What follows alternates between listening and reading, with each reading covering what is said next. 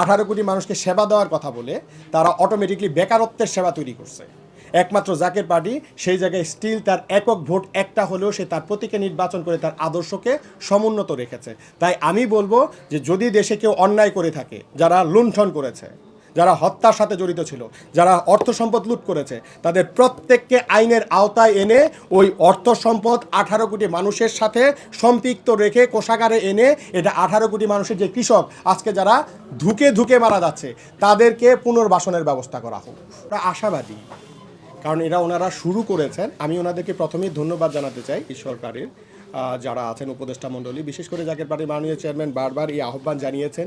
সেই আহ্বানের একটা ফলপ্রসূ রেজাল্ট আমরা দেখতে পেয়েছি এই সরকারের কাছে। মাননীয় প্রধান উপদেষ্টা সহ উপদেষ্টা মণ্ডলী সকলকে আমি অসংখ্য ধন্যবাদ জানাই যে ওনারা অন্তত ঐক্যের প্রথম ধাপটা শুরু করেছেন, সেই জন্য ওনাদেরকে ধন্যবাদ জানাই। এবং আমি আশাবাদী আগামী দিনে যারা বাদ পড়েছেন তাদেরকে সকলকে নিয়ে এই ঐক্যের বিষয়টা অবশ্যই বিবেচনায় আনবেন।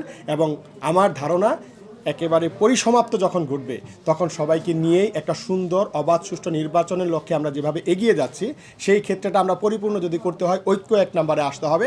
2 নম্বর হচ্ছে আমাদের যে নির্বাচনী সংস্কার, যেটা সবচেয়ে বেশি গুরুত্বপূর্ণ, সেই বিষয়টাতে আমি বলবো অতীতে যতগুলি নির্বাচন হয়েছে প্রত্যেকটা নির্বাচনে কালো টাকার ব্যবহার, পেশি শক্তি, কেন্দ্র দখল এবং হত্যা, গুম সব কিছুই আমরা দেখতে পেয়েছি। এবং সবচেয়ে স্পষ্ট বিষয় ছিল হলো আমরা যে ক্ষমতায় আসছে অপোজিশনকে সবসময় নির্বাচন প্রত্যাখ্যান করতে দেখেছি।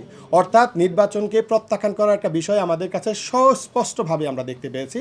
তাই আমরা এটাকে স্পষ্ট ভাষায় বলতে চাই যে আমরা অবাধ, সুষ্ঠু এবং নিরপেক্ষ নির্বাচন বলতে যেটা বুঝতে চাই, যেখানে হত্যা, নির্যাতন, গুম, কেন্দ্র দখল, কালো টাকার ব্যবহার থাকবে না। আর এটার জন্য সর্বোত্তম হচ্ছে, আপনারা জানেন যে ব্লক চেইন একটা শব্দ আমরা বিগত সরকার থেকে বারবার বলে আসছে যে অনলাইনের মাধ্যমে, সেটা কিভাবে সেটাও আমরা বলছি।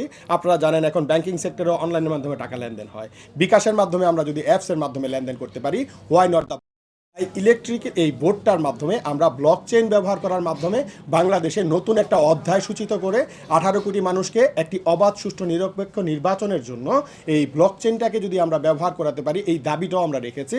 এবং আগামী দিনে এই ঐক্যের মাধ্যমে যদি আমরা করতে পারি, নিঃসন্দেহে আমরা যে সুজলা সুফলা শস্য শ্যামলা আমার এই বাংলাদেশ চাই, সেটা আমরা সকলকে নিয়ে করতে পারবো। এই প্রত্যাশা জাকের বাড়ি সবসময় রেখেছে, এখনও রাখে। এবং আজকে যারা আছেন তাদের প্রতি এই প্রত্যাশাটাও আমাদেরকে থাকবে। সংস্কারের প্রথম শর্ত যদি হয় তাহলে এটাই আমার মনে হওয়া উচিত।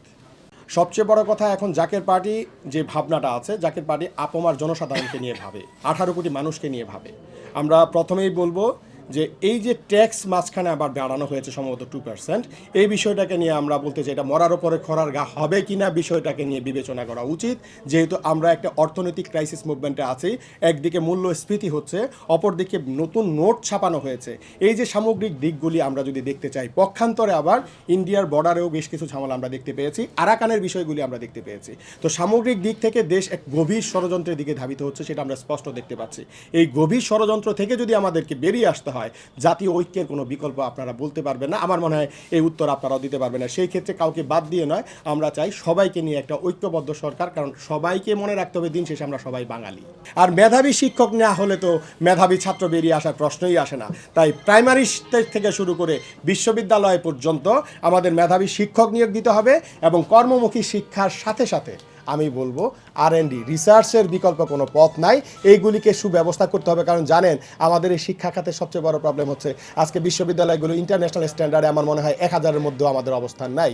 এই যে 1000-এর মধ্যে অবস্থান নাই, আমার ছাত্র ভাইরা যদি এখনই এই গুণগত পরিবর্তনের ব্যবস্থা না নেন, আগামী দিনে সেটা আমাদের জন্য খুব দুরূহ একটা ব্যাপার হয়ে যাবে। তাই আমার ভাইদের প্রতি অনুরোধ থাকবে, উপদেষ্টাদের প্রতি অনুরোধ থাকবে, যারা আজকে এখানে আছেন তাদের প্রতি করজোরে অনুরোধ করবো এই শিক্ষা খাতকে ঢেলে সাজিয়ে বেকারত্ব মুক্ত একটা বাংলাদেশ যেন আমরা উপহার দিতে পারি। এই বিষয়টা আমাদের একটা জোরালো দাবি থাকবে ছাত্র সংগঠনের। আমরা একটাই কথা বলতে চাই, কর্মমুখী শিক্ষার কোনো বিকল্প নাই। আমাদের যে শিক্ষা দেওয়া হয়েছে এই শিক্ষা বাস্তবতার সাথে কোনো মিল আমরা খুঁজে পাই না। তাই আমার কথা হচ্ছে তৃণমূল পর্যায়ে কোনো ভাই বেকার থাকতে পারবে না, কারণ একটা বেকারত্ব একটা সংসারকে ধ্বংস দিচ্ছে।